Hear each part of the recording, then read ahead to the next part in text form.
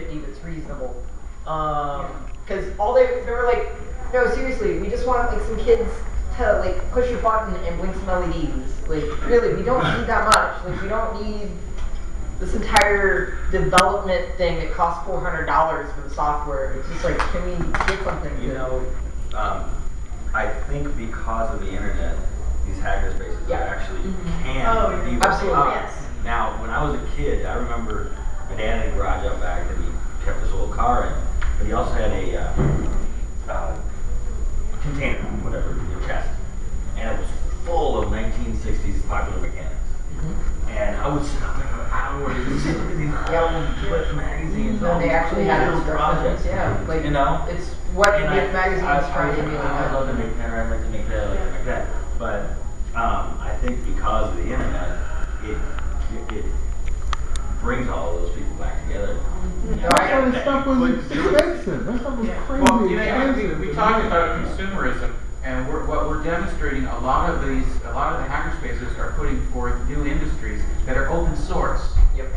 We're talking about Arduinos. The Arduino, they didn't make a patent and say nobody else is allowed to make an Arduino. They released all the information open source. But the Arduino manufacturers are still making money. I make a living.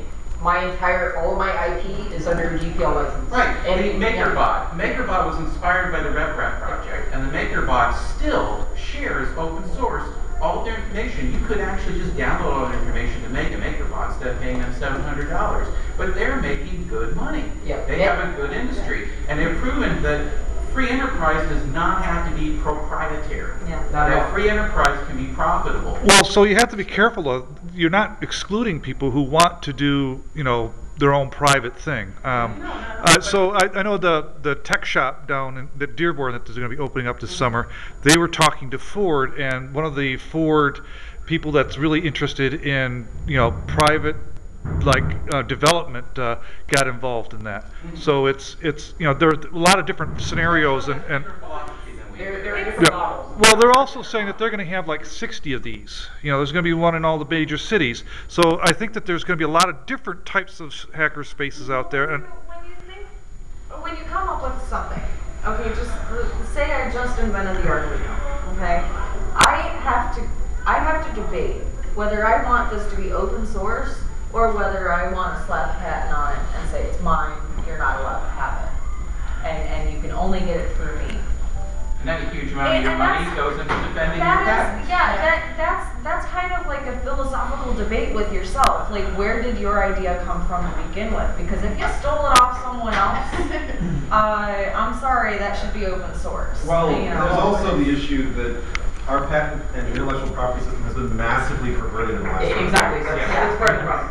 And I mean, so to go even further with specifically MakerBot, they are a multi-million-dollar company.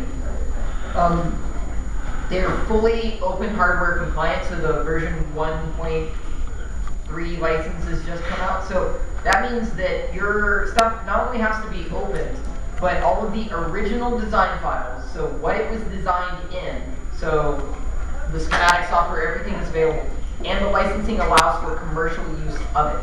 So not only can you download those files and make your own, but you can then create a kit and sell it competing against MakerBot.